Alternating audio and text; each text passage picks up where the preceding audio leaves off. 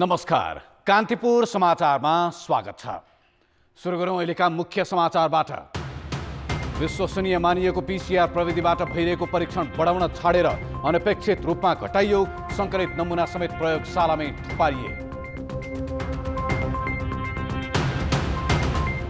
वीरगञ्ज छपकैयाको क्वारेन्टिनमा बसेका 400 जनाको द्रुत परीक्षण, सबैको नतिजा संक्रमण रहित।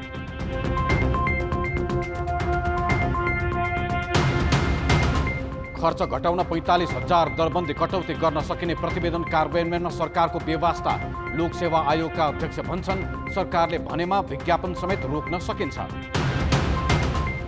लकडाउनकै बीच प्रदेश 2 का शहरदेखि गाउँसम्मै मानिसको भिडभाड, संक्रमण फैलिने खतराप्रति स्थानीयको हेलचेक्राइ। र भारतको नयाँ दिल्लीमा भेटिएका संक्रमित मध्ये 68% निजामुद्दिन भेलासँग सम्बन्धित। घर घरमा पिज्जा पुर्याउने युवकमा भाइरस भेटिएपछि 72 परिवार क्वारेन्टिनमा। 3 जना भारतीय नागरिकमा कोरोना भाइरसको संक्रमण देखिएको वीरगञ्जको छपकैयामा 400 जनाको नमुना परीक्षण गरिएको छ। ऱ्यापिड डायग्नोस्टिक किटबाट गरिएको द्रुत परीक्षणमा कसैमा पनि संक्रमणको सङ्केत नदेखिएको स्वास्थ्य मन्त्रालयले जनाएको छ। छपकैयामै रहेको एउटा मस्जिदमा बस्ने 3 जना भारतीय नागरिकमा चैत 30 गते कोरोना भाइरसको संक्रमण पुष्टि भएपछि त्यो क्षेत्रलाई सिल गरिएको थियो। कोरोना भाइरसको संक्रमण भए नभएको पत्ता लगाउन ऱ्यापिड डायग्नोस्टिक किटबाट 12,192 तथा पीसीआर प्रविधिबाट 7,240 गरी 19,432 वटा नमुना परीक्षण गरिएको छ। ऱ्यापिड डायग्नोस्टिक किटबाट संक्रमणको सङ्केत देखाएका कुनै नमुनामा पनि पीसीआर प्रविधिबाट संक्रमण पुष्टि नभएको मन्त्रालयले जनाएको छ। संक्रमितको सङ्ख्या थपिएको छैन। उपचारपछि घर फर्केको बाहेक 15 जना उपचारकै क्रममा हुनुहुन्छ। 2 जना टेकु, 2 जना बागलुङ, धनगढीमा 5 जना, वीरगञ्जमा 4 जना उपचारको क्रममा रहनु भएको छ। सबैको स्वास्थ्य स्थिति सामान्य नै छ। ऱ्यापिड डायग्नोस्टिक किटबाट 69 जिल्लामा संक्रमण परीक्षण गरिएको छ। संक्रमणको आशंकामा 247 जनालाई रेड जोनमा राखिएको छ। मन्त्रालयका अनुसार अब ताप्लेजुङ, इलाम, खोटाङ, सोलुखुम्बु, ओखलढुङ्गा, मनाङ, रुकुम पूर्व र डोल्पामा परीक्षण सुरु गर्न बाँकी छ। कोरोना भाइरस परीक्षणमा विश्वसनीय मानिएको पीसीआर विधिबाट बिहिबारसम्म जम्मा 7,240 जनाको नमुना जाँच गरिएको छ। अर्को द्रुत परीक्षण विधि पनि अपनाइएको छ, तर यसले मात्र संक्रमण यकिन नगर्ने भएकाले पीसीआर विधिबाट पनि शङ्कास्पद व्यक्तिको नमुना जाँच गर्नै पर्ने हुन्छ। देशका विभिन्न भागमा समुदायमै संक्रमित भेटिन थालेको र उच्च जोखिम क्षेत्र पहिचान भइसकेको अवस्थामा पनि विश्वसनीय परीक्षण बढाउनुको साटो अनपेक्षित रूपमा घट्न थालेको छ। उपत्यका सहित अहिले देशभर 14 स्थानमा पीसीआर विधि मार्फत आशंका लागेका व्यक्तिको परीक्षण गरिँदैछ। तर पछिल्ला केही दिनको तथ्याङ्क हेर्दा नमुना परीक्षणको संख्या बढ्नुको साटो घट्दै गएको छ। चैत 30 गते 758 जनाको परीक्षण गरिए पनि त्यसको भोलिपल्ट वैशाख 1 गते त्यो संख्या 435 मा झर्यो। वैशाख 2 गते 680 जनाको मात्रै परीक्षण गरियो। वैशाख 3 गते त्यो संख्या पुनः घटेर 572 पुग्यो। वैशाख 4 गते त संख्या घटेर 369 मात्रै रह्यो। पीसीआर विधिबाट भएको जम्मा परीक्षण 7,240 वटा छ र आजको दिनमा गत 24 घण्टामा 369 वटा परीक्षण भएका छन्। असुरक्षित तवरमा भारतबाट भित्रिएकाहरू क्वारेन्टाइन नै नबसी गाउँ गाउँ पुगेका र धेरै संक्रमित पनि भेटिएकाले समुदायमा संक्रमण फैलिएको हुन सक्ने उच्च जोखिम क्षेत्रका रूपमा सुदूरपश्चिमलाई लिइएको छ। केही दिन त्यहाँ द्रुत विधिका साथै पीसीआर प्रविधिमा परीक्षण गर्नका लागि समेत नमुना सङ्कलनको दर बढाइएको थियो। तर सङ्कलित नमुना समेत समयमा परीक्षण नगरी राखिएको छ। अहिलेसम्म त्यहाँ 2541 नमुना सङ्कलन भए पनि 1893 को मात्र परीक्षण भएको छ। 648 नमुनाको नतिजा आउन बाँकी छ। सङ्कलन भएको नमुनालाई प्रयोगशालामा परीक्षण नगर्नुको कारण के हो? नमुना सङ्कलन र परीक्षण दुवै उच्च दरमा बढाउनुको साटो झन् घटाउनु पर्ने स्थिति किन आयो? यो प्रश्नको जवाब मन्त्रालयका अधिकारी दिन चाहँदैनन्। भरपर्दो मानिएको पीसीआर प्रविधिबाट हुने परीक्षण नै खुम्चिँदै जाँदा रोग फैलिने खतरा झन् बढेको छ। यो नम्बर कम हुनुपर्ने होइन, यो अवस्थामा यो नम्बर बढ्नुपर्ने हो। एउटा त नम्बर अफ ल्याबोरेटरिज बढाएको छ, अर्को number of machines being use बढाएको छ र अब रिस्क चाहिँ कम्युनिटीमा सर्कुलेसन सेकेन्डरी केस देखिसकेका हुनाले यो परीक्षणको दायरा घट्नु होइन बढ्नुपर्छ र पिसिआर बेस्ड डायग्नोस्टिक टेस्ट चाहिँ बढ्नुपर्छ। गभर्मेन्टले केस ट्रेसिङ गर्नु पर्यो एग्रेसिभ हरेक कम्युनिटीमा फिभर आएको मान्छे छ कि छैन, त्यहाँ ट्राभल गरेर मान्छे छ कि छैन, बाहिरबाट आएको मान्छे छ कि छैन, ती केसहरू ट्र्याक गरेर त्यसको सेकेन्डरी केस कन्ट्याक्ट्सहरू ट्र्याक गरेर त्यसको स्याम्पल लिएर टेस्ट गर्नु। द्रुत विधिबाट परीक्षण केही बढाइए पनि त्यसले 100% नतिजा नदिने भएकाले पिसिआर परीक्षणको विकल्प छैन। तर परीक्षणमा भइरहेको ढिलाइले भित्रभित्रै संक्रमण सल्किँदै जान सक्ने चेतावनी चिकित्सकहरू दिइरहेका छन्। पहिला जनशक्ति र प्रयोगशालाको क्षमता अभाव देखाएर परीक्षणको दायरा नै साँगुरो पारिएको थियो र नमुना नै कम सङ्कलन हुन्थ्यो। तर अहिले भएका नमुनाको समेत समयमा परीक्षण नगरी सरकारले अन्यल र जोखिम दुवै बढाइरहेको छ। कान्तिपुर समाचारका लागि दीपक आचार्य, काठमाडौँ। लकडाउनको अवधिमा परीक्षणको दायरा विस्तार नगरेको भनेर चौतर्फी विरोध भएपछि सरकारले करिब 2 लाख जनाको नमुना परीक्षण गर्ने निर्णय गरेको छ। स्वास्थ्य मन्त्रालय अन्तर्गतको आपतकालीन कार्य सञ्चालन केन्द्रले चैत महिनामा विदेशबाट आएका सबैको र्यापिड डायग्नोस्टिक किटबाट परीक्षण गर्ने निर्णय गरेको छ। चैत महिनामा हवाई मार्गबाट मात्र 21,500 यात्रु आएका थिए। यस्तै भारतबाट सुदूरपश्चिमका नाका हुँदै 1,30,000 भन्दा बढी नेपाली भित्रिएका थिए। अब क्वारेन्टिनमा 14 दिनभन्दा बढी समय बसेका, संक्रमण पुष्टि भएकाहरूसँग सम्पर्कमा आएका, कोरोना भाइरसको संक्रमणको लक्षण देखिएका र उनीहरूको सम्पर्कमा आएका सबैको नमुना परीक्षण गरिनेछ। यस्तै संक्रमण परीक्षण गर्ने अभियानमा खटिएका स्वास्थ्यकर्मी, सुरक्षाकर्मी लगायतको पनि र्यापिड डायग्नोस्टिक किटबाट नमुना परीक्षण गर्न परिपत्र गरिएको छ। कोरोना भाइरसको संक्रमणले सृजना गरेको सङ्कटले सरकारलाई साधारण खर्चै चलाउन मुस्किल हुँदैछ। सीमित स्रोत, महामारी नियन्त्रण परीक्षण र अर्थतन्त्र उकास्नका लागि खर्च गर्नुपर्ने भएकाले कर्मचारीको दरबन्दी नै कटौती गर्नुपर्ने विज्ञको सुझाव छ। 3 तहमा करिब 45,000 दरबन्दी कटौती गर्न सार्वजनिक खर्च पुनरावलोकन आयोगले दिएको सुझाव यतिखेर निकै सान्दर्भिक देखिए पनि कार्यान्वयनमा भने सरकारले चासै दिएको छैन। त्यति मात्र होइन, यस्तो सङ्कटको अवस्थामा नयाँ कर्मचारी भर्नाका लागि गरिएको विज्ञापन पनि रद्द गरिएको छैन। 3 तहमा अहिले 1,37,000 कर्मचारीको दरबन्दी छ। दरबन्दी बाहेक विभिन्न समिति, आयोजना परिषद र बोर्डमा अस्थायी दरबन्दी सृजना गरेर कर्मचारी भर्ना गरिएको छ। कर्मचारीलाई तलब भत्ता खुवाउने मुख्य आधार राजस्व हो, तर कोरोना भाइरसले निम्त्याएको असहज अवस्थाले राजस्वमा निकै सङ्कुचन आइसकेको छ। व्यापार व्यवसाय ठप्प छ। असङ्गठित क्षेत्रका धेरैले रोजगारी गुमाएका छन्। यो अवस्था कहिलेसम्म कायम रहन्छ अहिले नै अनुमान गर्न मुस्किल छ। यसको असर अर्को वर्षमा पनि पर्ने पक्का भइसकेको छ।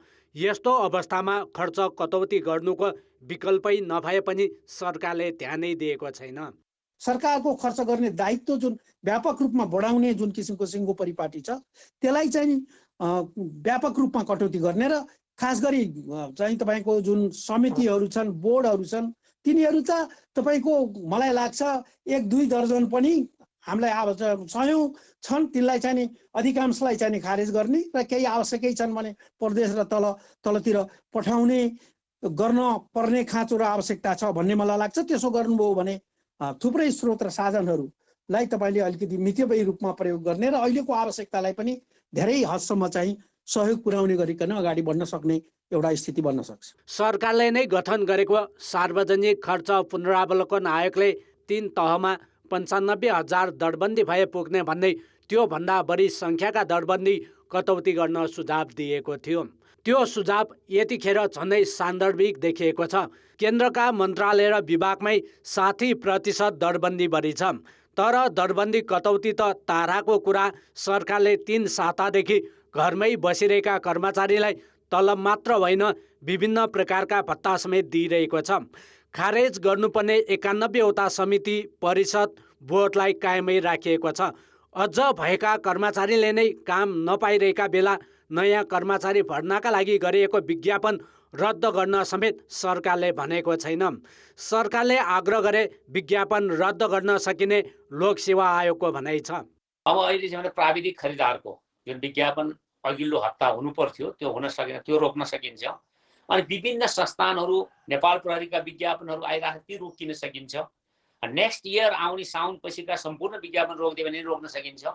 तर अहिलेको हामीले भने नि अहिले हाम्रो बिचमा गएर बसेको भनेको के हो त भने यो शाखाधिकृत तहको द्वितीय चरणको परीक्षाको चरणमा छ। पहिलो चरणको परीक्षाको रिजल्ट भइसक्यो। नायब सुब्बाको द्वितीय चरणको परीक्षा छ अनि के प्रथम चरणको रिजल्ट भइसक्यो। यी दुईटा रोकिन मिलेन। करदाताले कर तिर्न सके सरकारले खर्च गर्ने हो। यतिखेर करदाताको कर तिर्ने क्षमता घटेको मात्र होइन, उल्टै सरकारसँग राहतको पर्खाइमा छन्। दरबन्दी कटौतीदेखि खर्च कटौतीका अन्य विकल्पमा निर्णय गर्न ढिलाइ गरे त्यो सरकारकै लागि महँगो साबित हुनेछ। कान्तिपुर समाचारका लागि क्यामेरामा हेमन्त कटवालका साथ नारायण किलम्बु, काठमाडौँ। मानिसको आवत जावत र भिडभाड हुँदा कोरोना भाइरसको संक्रमण फैलिन सक्ने भन्दै यसबाट जोगाउन सरकारले पुरै देश लकडाउन गरेको छ। तर धादिङको धुनीबेसी नगरपालिकाको खानीखोलामा भने रोगसँग लड्ने क्षमता कम हुने वृद्धलाई नै ब्याङ्कमा जम्मा गरेर सामाजिक सुरक्षा भत्ता वितरण भइरहेको छ। यसले लकडाउनको पुरै उल्लङ्घन भएको छ। मानिसको आवागमन धेरै हुँदा कोरोना भाइरसको संक्रमण फैलने भन्दै सरकारले थप गरेको समयमा लकडाउनलाई झन कडाइ गरेको छ।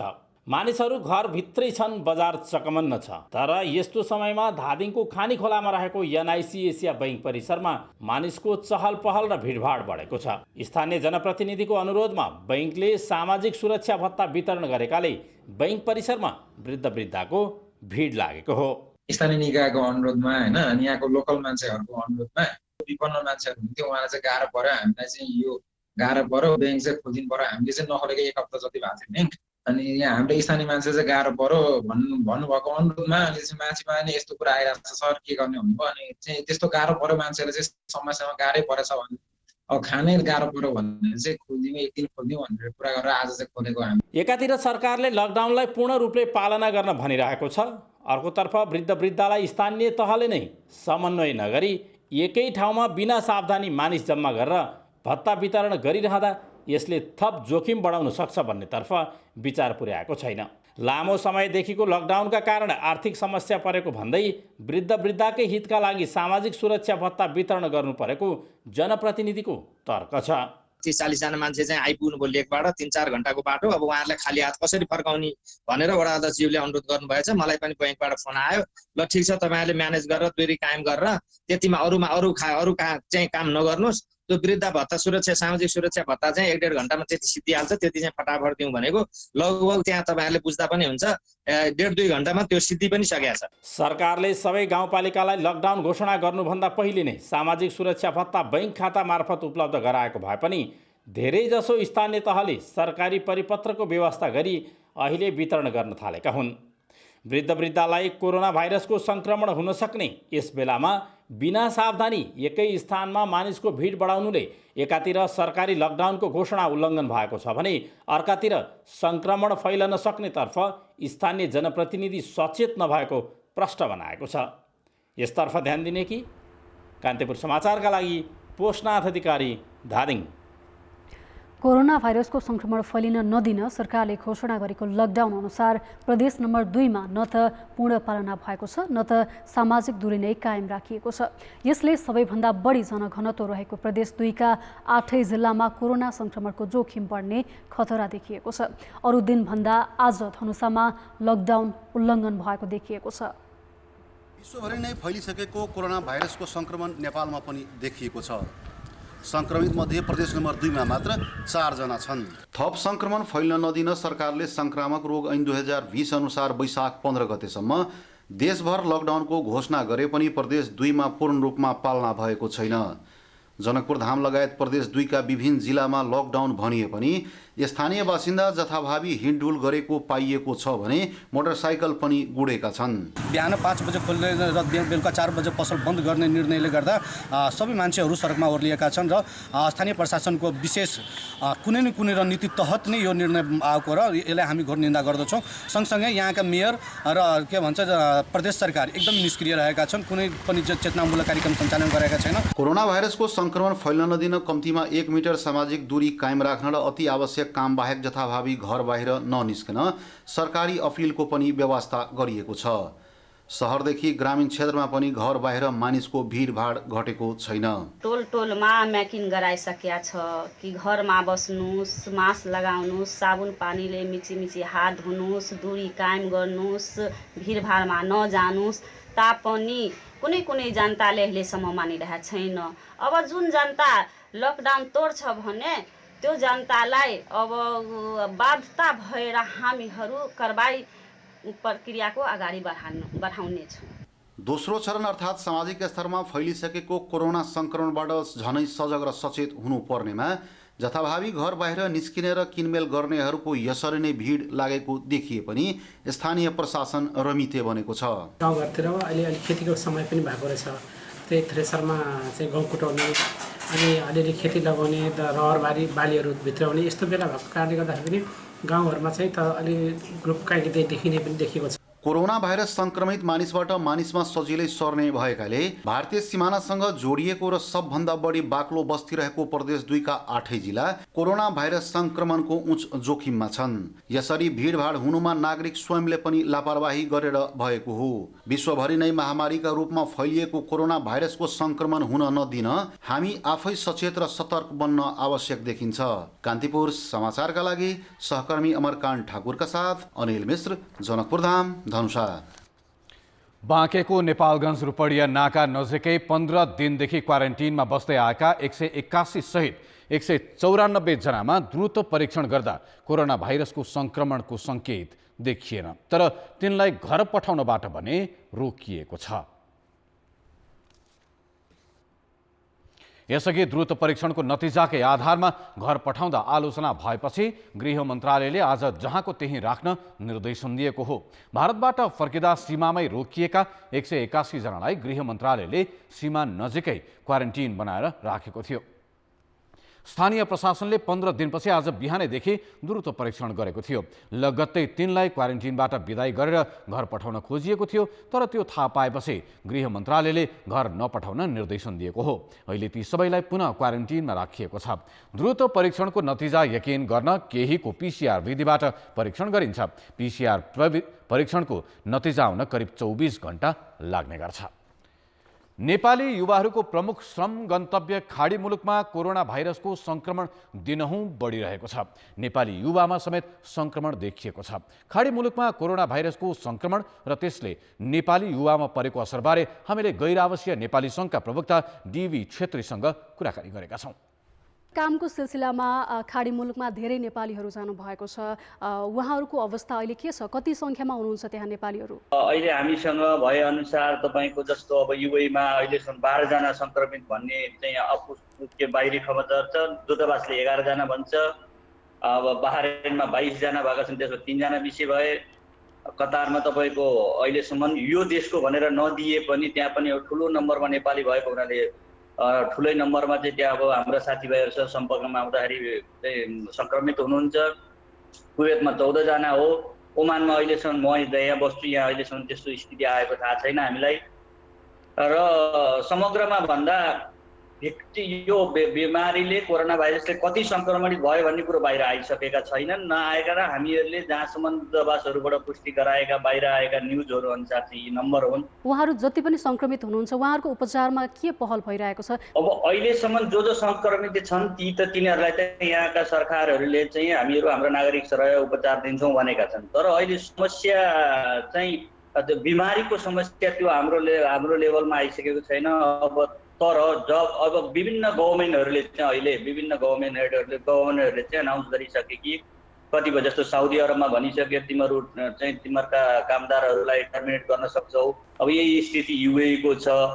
अब विभिन्न मुलुकहरूले चाहिँ 60% तलब दिनुपर्ने या तिमीहरू पठाउन चाहेमा पठाउन, तर फ्लेक्सिबिलिटी अप्नाइसक्यो र उनीहरूका आफ्ना देशका नागरिकलाई सुरक्षा दिन दिँदै हामीहरू वैदेशिक रोजगारमा भएकालाई पनि सुरक्षा दिन सकुन्जेल त दिएला। यो स्थिति लम्बिएको खण्डमा पहिला त आफ्नो नागरिकको सुरक्षा खोज्छ सबै देशहरूले, र जस्तो अहिलेको स्थितिमा पनि हामीहरूसँग अनडकुमेन्टेड भनौँ, पहिला त लिगली नै आएका मानिसहरू, अहिले जुन कम्पनीबाट अब्सकन्डिङ भएका, कुनै पनि कारणले इलिगल भएका, डकुमेन्टेसन नभएका मानिसहरू मात्रै, जस्तो साउथमै 40-50 हजार होलान् भन्ने एउटा चाहिँ दूतावास र गैर आवासीय नेपाली सङ्घले चाहिँ उहाँहरूसँग सोद्धा त्यस्तो छ। 29-40 हजार मान्छेको 29,400 समथिङको डाटै छ, सरकारी डाटा कुवेतमा इलिगली बसेका मानिसहरू। अब यस्तै गरी भिजिटमा आएका मानिसहरू छन्, यिनीहरूको अनि अहिले जबबाट अनि अनएम्प्लोइ भइसकेका नेपालीहरूको चाहिँ भोलि गएर के स्थिति आउँछ र यही तरिकाले 1-2 महिना लकडाउन चाहिँ रहने हो भनेदेखि नेपालीहरू एउटा ठुलो मात्रामा, हेर्नुहोस् तपाईँको 60-70% पपुलेसन चाहिँ यिनीहरूको चाहिँ बाहिरी जनसङ्ख्या भएको देशहरूले पहिला आफ्नो नागरिक सुरक्षित गर्दै गर्दा हामीहरूको स्थिति के आउला, भयावह स्थिति होला, हाम्रो नेपाल सरकारको तयारी के छ भन्ने नै नेपालीहरूको अहिलेको चासो, चिन्ता र समस्याको विषय हो। घरमै बस्नुपर्ने स्थितिमा उनीहरूलाई आफ्नो रोजीरोटीको लागि समस्या पनि भइरहेको होला। त्यसका लागि उनीहरूको सुरक्षाका लागि, उनीहरूको जीविकोपार्जनका लागि त्यहाँको दूतावासले के पहल गरेको छ? अहिले हेर्नुहोस्, अब दूतावासले पनि यहाँको सरकारी निकायहरूसँग कुरा गर्ने भन्दा अनि चाहिँ आएका फोन कलहरू अटेन्ड गर्ने भन्दा धेरै लामो हदसम्म काम गर्न सक्ने र गरेको स्थिति छैन। सामाजिक सङ्घ संस्थाले जस्तो कतार सरकारको चाहिँ च्यारिटी अर्गनाइजेसनबाटै लिएर हाम्रा नेपालीहरूले खानाहरू राहतहरू बाँडिराख्नु पर्छ। कतिपय कम्पनीहरूले अब इग्नोर गर्न थालेका छन्, साना र मिडल कम्पनीहरूले जसले चाहिँ सरकारी नियम मानेका छैनन्। जस्तो युएमा हाम्रो हजारौँमा चाहिँ हाम्रा एनआरएनका साथीहरूले राहत बाँड्ने, त्यहाँबाट डाटा सङ्कलन गर्ने कामहरू गरिराख्नु भएछ। कुवेतमा तपाईँको अस्ति मात्रै हाम्रो दूतावासका कर्मचारी र गैर आवासीय नेपाली सङ्घ गएर नै अथेन्टिक डाटै लिएर आयो, यति नेपालीहरू चाहिँ इलिगल छन् भनेर। यो गरिरहेको छ स्थिति। अब गभर्मेन्टको एउटा पोलिसी नै उहाँहरूले चाहिँ ग्राउन्डमा लिएर जानुपर्ने भएको हुनाले उहाँहरूले पनि धेरै ओपनली गर्न सक्ने स्थिति केही होइन। उहाँहरूले डाटा लिने, डाटा दिने र नेपाल सरकारसँग र यहाँको आफू बसेको देशसँग कम्युनिकेसन गर्ने कुरो भयो। गैर आवासीय नेपाली सङ्घले मैले आज अफ्रिकातिर र मिडल इस्टतिरका प्राय सबै देशहरूसँग पनि कुरा गर्छौँ हामी, हाम्रो अब रुटिनै त्यही भइसकेको छ। उहाँहरूले पनि अब यहाँको सरकार, नेपाल सरकारसँग कम्युनिकेसन गरिराख्नु भएको छ। अब आफै फिल्डमा गएर त्यसरी राहत दिने, खाना बाँड्ने, यो गर्नु पर्ने स्थिति त आज आइसकेको छैन। भोलि भयावह स्थिति आएको खण्डमा के गर्ने भन्ने प्रश्न खाएका कोहीसँग पनि छैन। सुदूरपश्चिम प्रदेशमा आज 824 जनाको द्रुत परीक्षण भएको छ। परीक्षण गरिएका सबैको रिपोर्ट नेगेटिभ आएको छ। त्यस्तै 13 जनाको थ्रोट स्वाब अर्थात् नमुना सङ्कलन गरिएको छ। धनगढी स्थित जनस्वास्थ्य प्रयोगशालामा गरिएको PCR परीक्षणमा कोरोना सङ्क्रमणको आशंका भएपछि रुकुमका 2 युवाको नमुना पुनः परीक्षणका लागि काठमाडौँ प्रयोगशालामा पठाइएको छ। सुदूरपश्चिम प्रदेशमा बिहिबारसम्ममा 4333 जनाको द्रुत परीक्षण गरिएको छ। परीक्षण गरिएका कसैमा पनि कोरोना संक्रमण देखिएन। त्यस्तै PCR परीक्षणका लागि हालसम्म 2541 जनाको थ्रोट स्वाब सङ्कलन गरिए पनि 1893 जनाको मात्रै परीक्षण गरिएको छ। तीमध्ये 5 जनामा संक्रमण देखिएको छ। 648 जनाको नमुना परीक्षणका क्रममा रहेको सुदूरपश्चिम प्रदेशको सामाजिक विकास मन्त्रालयले जानकारी दिएको छ। बिहिबार धनगढीको जनस्वास्थ्य प्रयोगशालामा गरिएको RT-PCR परीक्षणमा कोरोना संक्रमणको आशंका भएपछि रुकुमका 2 युवाको स्वाब थप परीक्षणका लागि काठमाडौँ पठाइएको छ। गत मङ्गलबार सुर्खेतबाट 79 जनाको थ्रोट स्वाब परीक्षणका लागि कैलाली पठाइएको थियो, जसमध्ये रुकुम पश्चिमका मात्रै 39 जनाको स्वाब थियो। त्यसमा रुकुम पश्चिमका 2 जनाको परीक्षणको रिपोर्ट पोजिटिभ आएको हो। हामीलाई रिपोर्टिङ भए अनुसार शङ्कास्पद छ। यसको कन्फर्मेसनको लागि चाहिँ जनस्वास्थ्य प्रयोगशाला काठमाडौँ पठाउनुपर्छ भन्ने उहाँहरूले चाहिँ रिपोर्ट गर्नुभएको छ। अब यो कुरा हामीले त तपाईँले सोधिहाल्नुमा बोल्ने हो, तर यो बोल्ने कुरा चाहिँ कर्णाली प्रदेशको निर्देशकले बोल्ने कुराहरू हो। सुदूरपश्चिम प्रदेशका पहाडी जिल्लामा क्वारेन्टिन दुर्गममा भएकाले द्रुत परीक्षणमा ढिलाइ भइरहेको सामाजिक विकास मन्त्रालयले जनाएको छ।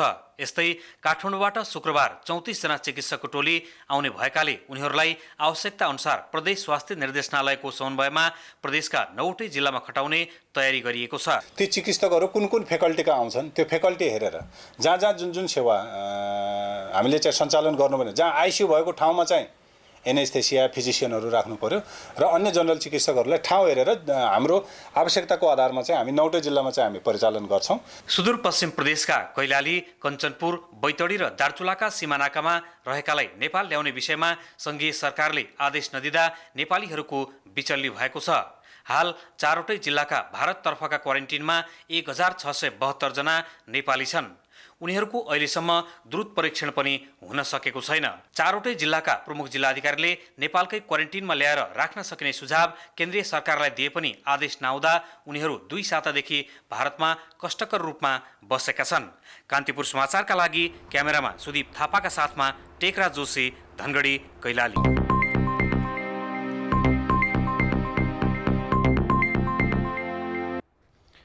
लकडाउनका कारण देखाएर बजारमा खास गरी दैनिक उपभोग्य वस्तुको भाउ व्यापारीले मनपरी रूपमा बढाएका छन्। त्यसलाई नियमन गर्ने तथा आपूर्ति व्यवस्था सहज बनाउने मुख्य जिम्मेवारी उद्योग, वाणिज्य तथा आपूर्ति मन्त्रालयको हो। मन्त्रालयको नेतृत्वमा छन् लेखराज भट्ट। तर मन्त्री भट्ट जिम्मेवारी निर्वाह गर्ने भन्दा कालो बजारी गरी उपभोक्ता ठगीमा संलग्न व्यापारीसँग तस्बिर खिचाउनमा रमाइरहेका छन्।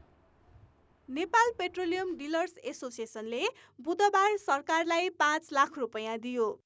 कोरोना भाइरसको रोकथामका लागि खडा गरिएको कोषमा एसोसिएसनका पदाधिकारीले मन्त्रालयमै पुगेर मन्त्री लेखराज भट्टलाई सहयोग रकमको चेक बुझाए। त्यसबखत मन्त्रालयका दुवै सचिव चन्द्र घिमिरे र वैकुण्ठ अर्याल पनि उपस्थित थिए। उनीहरूले इन्धन व्यापारीसँग फोटो सेसन समेत गरे। सरकार अप्ठ्यारोमा परेका बेला व्यापारीले सहयोग गर्नु स्वाभाविक हो, तर अस्वाभाविक चाहिँ के भने कालो बजारी गरी उपभोक्ता ठग्ने पेट्रोल पम्प सञ्चालक पनि मन्त्री र 2 सचिव सँगै थिए। एसोसिएसनका कोषाध्यक्ष चतुर्भुज सरियाले मैतीदेवी आयल स्टोर्सबाट काला बजारी गरेको आरोपमा कारबाही गरेको महिना दिन समेत बितेको छैन। मन्त्रालय अन्तर्गतकै उपभोक्ता हित संरक्षण विभागले चहित पहिलो साता 4000 लिटर पेट्रोल लुकाएको पाएपछि ठाउँको ठाउँ 2 लाख रुपैयाँ जरिवाना तिराएको थियो। यसअघि पनि सरिया र उनका पेट्रोल पम्पहरू मिटर बिगारेर उपभोक्ता ठगेकोमा पटक पटक कारबाहीमा परिसकेका छन्। ठगीमा संलग्न व्यापारीलाई मन्त्री र सचिवले मन्त्रालयमै स्वागत गर्नुलाई उपभोक्ता अधिकार कर्मीले कालो बजारीमा संलग्नको मनोबल बढाउने कामका रूपमा लिएका छन्। उनीहरूले 5 लाख 7 लाख रुपियाँमा मन्त्रीलाई चाहिँ के छ भने यसरी केसँग दिनु भनेको यो आफूलाई गलत रूपले चोखो बनाउने नियत मात्रै हो। यस्तो कुरामा मन्त्री फस्नु हुन्थेन, सचिव फस्नु हुन्थेन र यिनीहरूलाई यस्तो कालोबजारी गर्नेहरूलाई बरु अझ त्यसलाई दण्डको नियमनमा ल्याउनु पर्ने अवस्था थियो। तैँले जे गर्दाखेरि पनि त्यो 10 लाख रुपियाँ दिएपछि छुट भनेर भन्न खोजिया हो भन्ने सन्देश दियो। सरिया तिनै व्यापारी हुन् जसमाथि 1 वर्ष अघि मैतीदेवीका साथै चुच्चे पार्टी फ्युल सेन्टरबाट उपभोक्ता ठगेको अभियोग लागेको थियो। उनले नापतौल तथा गुणस्तर विभागले लगाएको सिल तोडेर उपभोक्तालाई कम तेल दिई नक्कली सिल लगाएको पाइएको थियो। उपभोक्ता ठगीमा संलग्नलाई कारबाही गर्ने मुख्य भूमिकामा रहेका व्यक्तिले यस्तो पृष्ठभूमिलाई बेवास्ता गर्ने कारणले नै सरकारी नियमन फितलो भइरहेको छ। लकडाउनका कारण ढुवानी नभएको देखाएर व्यापारीले दैनिक उपभोग्य वस्तुको भाउ मन परे रूपमा असुले पनि बजारमा अहिले सरकारको उपस्थिति छैन। निर्धारण गर्ने योभन्दा बढी लिन पाइन्न भन्ने र यदि मर्का उपभोक्तालाई मर्का पर्यो भने मर्का उपर मलाई सुनवाई गर है, मलाई भन्न सूचना देऊ है भन्नुपर्ने बेलामा त्यस्तो स्थिति चाहिँ रहेन, सरकारको उपस्थिति रहँदै रहेन। सरकारलाई सहयोग रकमको चेक बुझाउन मन्त्री र सचिवका दैला चाहर्नु पर्ने बेला पनि यो होइन। खातामै जम्मा गर्न सकिन्छ। अहिले त झन् लकडाउनको नियमले पनि यो सुविधा दिँदैन। त्यसैले मन्त्री र सचिवले पनि चेक बुझेर रमाउने भन्दा पदीय जिम्मेवारी वहनमै ध्यान केन्द्रित गरे उपभोक्ताले राहत पाउनेछन्। कोरोना भाइरसको त्रासका कारण गरिएको लकडाउनले देशको पर्यटन, सेवा, उद्योग र कृषि क्षेत्र सबैभन्दा बढी प्रभावित छन्। संक्रमणको जोखिम र श्रमिकको अभावमा कैयन उद्योगले उत्पादन गर्न सकेका छैनन्। यसरी राष्ट्रिय अर्थतन्त्रमा मुख्य योगदान गर्ने क्षेत्र प्रभावित हुँदा देशले कति क्षति बिहोरिरहेको छ त र यसलाई कम गर्न आगामी दिनमा के गर्न सकिन्छ?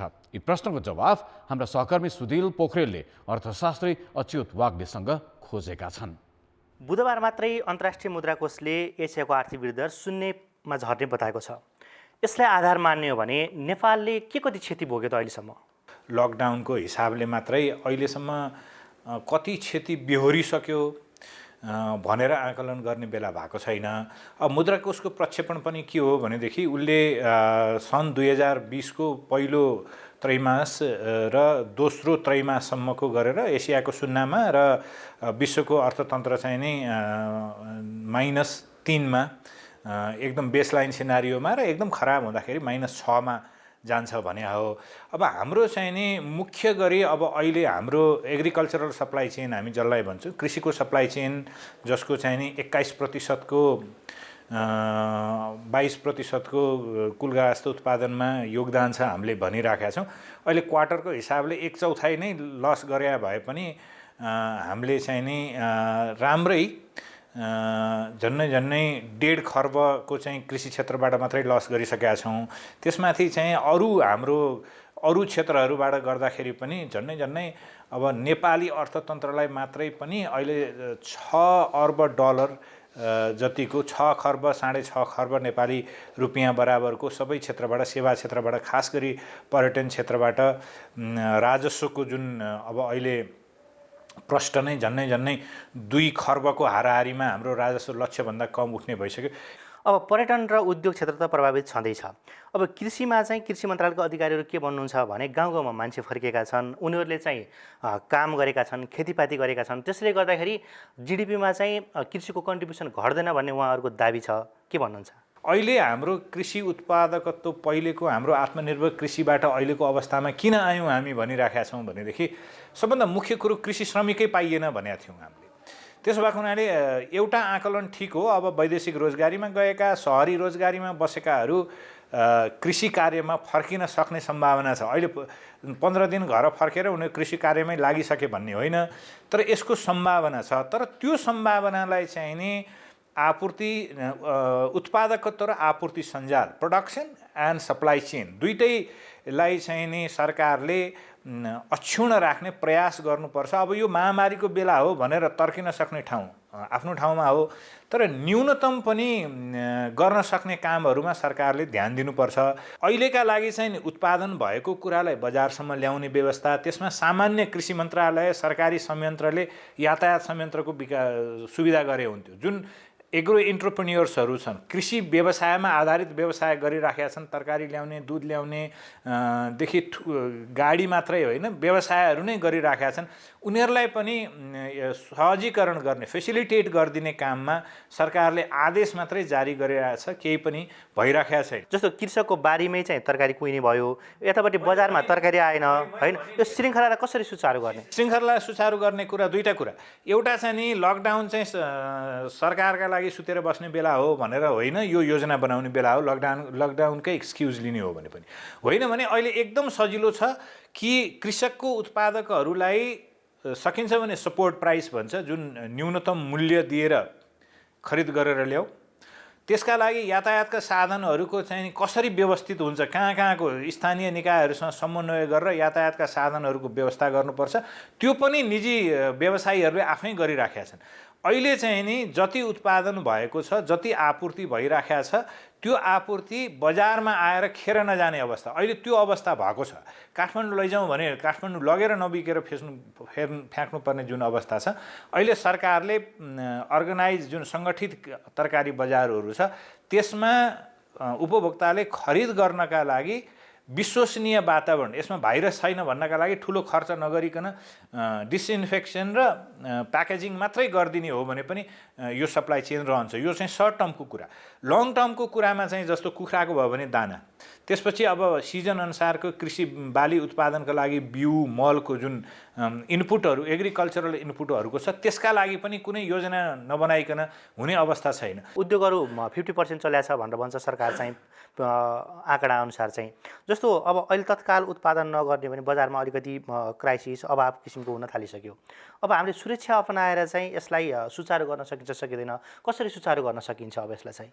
यो त्रास रहँदा पनि आवश्यक सुरक्षाका उपायहरू अपनाएर सरकारले अर्थतन्त्रका लागि घोषणा गर्ने स्टिमुलस प्याकेज जुन उत्प्रेरणाका आर्थिक प्याकेजहरू त्यसकै लागि हो, त्यही कस्ट मिट गर्नलाई हो। त्यो कस्ट मिट गर्ने जुन कुरा छ त्यसलाई चाहिँ नि व्यवस्थित गरेर ल्याउन सक्नु पर्यो। हामीले यहाँका उद्योग खोल्ने भने पनि कच्चा पदार्थ नआइकन त उद्योग चल्दैन, ह्याचरी चाहिँ नि दाना नआइकन चल्दैन, कृषि मल नआइकन चल्दैन, बिउ नआइकन चल्दैन भनेदेखि त्यो जुन उत्पादनशील क्षेत्रहरू हुन् तिनको चाहिँ नि इनपुटको कच्चा पदार्थको पनि जुन आपूर्तिको प्रक्रिया हो त्यो चाहिँ अविच्छिन्न रहन दिने गरेर त्यसलाई व्यवस्थित गर्नु। विदेशमा गएका कामदारहरूले अहिले कमाउन सकेका छैनन् होइन, त्यसले रेमिटेन्स घट्ने त छँदैछ होइन, उनीहरू यहाँ फर्किने हुन् कि भन्ने सम्भावना कुराहरू पनि विभिन्न चलिरहेका छन्। अब उनीहरू फर्किए भने चाहिँ त्यसले हाम्रो अर्थतन्त्रमा कहाँ के कति असर पार्छ? अब यो वैदेशिक रोजगारीको चाहिँ 3वटा प्रत्यक्ष असर यो अर्थतन्त्रमाथि छ। पहिलो चाहिँ नि जो रोजगारीमा गइराख्या आजकै हिसाबले पनि प्रत्यक्ष रूपले 14 लाख जति त्यस्ता मानिसहरू छन् जो देशभित्र आउन चाहिरहेका छन् भन्ने न्युज आएको छ आज। भनेपछि खास गरी खाडी क्षेत्र र मलेसियामा रहेका कामदारहरू ती जो नेपाल आउन चाहेका छन्, किनभने त्यहाँ उनीहरूलाई एउटा रोगको भय छ, अर्को यहाँको परिवारको दबाब छ र अर्को त्यहीँको उद्योग धन्दा पनि अहिले खास गरी तेल उत्पादक मुलुकहरूको अर्थतन्त्र तेलको भाउ घटेका कारणले उत्पादनमा धेरै ठुलो असर पर्ने भएको हुनाले उनीहरू पनि त्यहाँबाट फाजिलमा पर्ने लेअफमा पर्ने भएको हुनाले यहाँ आउनेछन्। अर्को चुनौती चाहिँ उनीहरूले पठाउने जुन रेमिटेन्स, गत वर्ष हामीले झन्डै 8 खर्बको हाराहारीमा 7.5 खर्बको हाराहारीमा चाहिँ नि रेमिटेन्स आय प्राप्त गऱ्यौँ। अहिले त्यो घट्ने क्रममा छ। 7 महिनाको तथ्याङ्कले हेर्दाखेरि 512 अर्ब जति मात्रै रेमिटेन्स आएको नेपाल भित्रिएको अवस्था देखिन्छ र अब त त्यो एकदमै तल गरेर झन्डै शून्यमै त होइन होला। अब आर्मीमा काम गर्नेहरू अरू सुरक्षित क्षेत्रमा काम गर्नेहरू छन्, तर यसमा ठुलो कमी आउँदैछ। 50% भुक्तानीको आधार त 8.5 खर्ब औपचारिक रूपले आएकै तपाईँले मान्नु 7.5 खर्ब मान्नुभयो भने पनि रेमिटेन्स आएबाटै वैदेशिक मुद्रा आएबाटै भुक्तानी भइराखेको अवस्था छ। हाम्रो भुक्तानी सन्तुलनमा पनि गम्भीर चाहिँ असर पर्ने अवस्था छ। त्यसो भएको हुनाले यो रोजगारीको मात्रै होइन, यो सिङ्गो अर्थतन्त्रलाई नै यसले एक प्रकारले धानिराखेको अवस्थामा यसमा चाहिँ नि ठुलो असर पर्छ। सरकारले अहिले विभिन्न राहतका घोषणा गरेका छ। राष्ट्र ब्याङ्कले पनि ऋणीहरूलाई राहत दिने भनेर किस्ता बुझाउने समय म्याद लम्बाइदियो, त्यसपछि 10% ब्याज छुट दियो। अब यो राहतले साँच्चीकै राहत दिन सक्छ कि सक्दैन? राहत भने चाहिँ नि आवश्यकतामा आधारित र प्राथमिकीकरण गरिएको हुनुपर्छ। अब पहिलो कुरा राहतको अब्जेक्टिभ के हुनुपर्छ भने मान्छे भोकै नमरुन् भन्ने हुनुपर्छ। सबभन्दा पहिलो अहिलेको महामारीको बेलाको राहतको त्यसका लागि औपचारिक संयन्त्रहरू परिचालित हुनुपर्छ। राहत सरकारले दिने हो, त्यो राहत पाउने ठाउँसम्म चाहिँ नि त्यो स्थायी ठेगाना भएका ठाउँसम्म पुग्यो भने त्यो स्थानीय तहले नै तिनीहरूको आर्थिक अवस्थाको बारेमा बढी जान्दछ। त्यसका साथसाथै म भन्ने गर्छु यो सङ्घीयतालाई राम्ररी परिचालन गर्ने पनि एउटा अवसर हो। त्यो पहिलो प्राथमिकता त्यो हुनुपर्थ्यो। दोस्रो प्राथमिकता के हो भनेदेखि साना मझौला र स्वरोजगार खालका जुन उद्योगहरू गरिरहेका छन् पहिलो मर्ने ती उद्योगहरू हुँदैछन्। त्यसो भएको हुनाले ती उद्योगहरूले लिएका ऋणलाई दिने जुन राहतको ब्याजको किस्ताबन्दीको छ तिनीहरूलाई छुट्टै प्राथमिकतामा राखिनुपर्छ। अर्बौँको ऋण लिने र 2 लाख रुपियाँ चाहिँ नि माइक्रो फाइनान्सबाट ऋण लिनेलाई तिर भनेर झारा टार्ने काम सरकारले गर्नु हुँदैन, प्राथमिकीकरण गर्नु पर्यो। अब यो नीतिगत राहतले चाहिँ नि खासै अवस्था सुधार गर्दैन।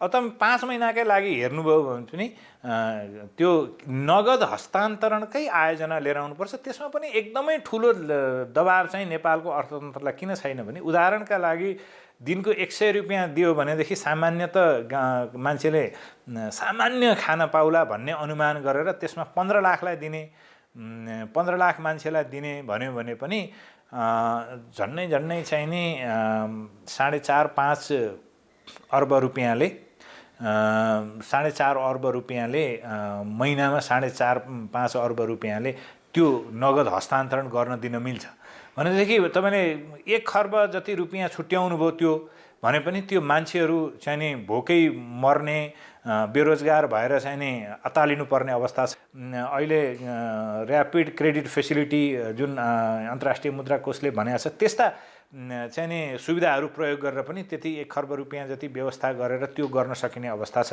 3 साताभन्दा बढी लामो लकडाउन भइसक्यो होइन, अझै कहिलेसम्म लम्बिने हो यो निश्चित छैन। यसले चाहिँ हामीले आगामी दिनमा हाम्रो अर्थतन्त्रले के कस्तो चुनौतीहरू सामना बेहोर्नु पर्ला? अहिलेकै तदर्थवादी ढङ्गले केही नीतिहरू घोषणा गरिदिने, सरकारले आदेश मात्रै दिने, योजना नबनाइदिने र अघि मैले एग्रिकल्चरल सप्लाई चेनमा भने नि कृषकको बारीमा उत्पादन भएर कुहिएको वस्तुलाई उपभोक्तासम्म ल्याउन नसक्ने र उपभोक्ताको कन्फिडेन्सलाई त्यो उपभोग गर्ने उत्प्रेरणा पनि दिन नसक्ने अल्पकालमा मध्यम र दीर्घकालमा चाहिँ नि उत्पादनका साधनहरू उद्योगमा पनि कृषिमा पनि उपलब्ध गराउन नसक्ने हो भनेदेखि अर्को भयावह स्थिति। अब जनमतको अन्तिम परिणाम। जनमतमा हिजो हाम्रो प्रश्न थियो, मुलुक महामारीको जोखिममा रहेका बेला सरकारले सुकुम्बासी समस्या समाधान आयोग बनाउनुलाई के भन्नुहुन्छ? ए सुकुम्बासीको मर्काको सुनवाई, बी नेता कार्यकर्ताको व्यवस्थापन र सी बेमौसमी बाजा। जनमतको अन्तिम परिणाम यस्तो छ, ए सुकुम्बासीको मर्काको सुनवाईमा 22%, बी नेता कार्यकर्ताको व्यवस्थापनमा 25% र सी बेमौसमी बाजामा 53%। अब आजको प्रश्न। जनमत हाम्रो प्रश्न छ, कर्मचारीको अनावश्यक दरबन्दी घटाउन सार्वजनिक खर्च पुनरावलोकन आयोगको सुझाव किन कार्यान्वयन नगरिएको होला? ए कर्मचारीकै प्रभाव, बी राजनीतिक नेतृत्वको अनिच्छा र सी निर्णय क्षमताको अभाव। जनमतको अन्तिम परिणाम भोलि साँझ 8 बजेको कान्तिपुर समाचारमा प्रसारण गर्नेछौँ। कृपया 34001 मा SMS गरी आफ्नो मत व्यक्त गर्नुहोला। कान्तिपुर समाचार अहिलेलाई सकियो। कान्तिपुर टेलिभिजन हेर्दै गर्नुहोला। नमस्ते।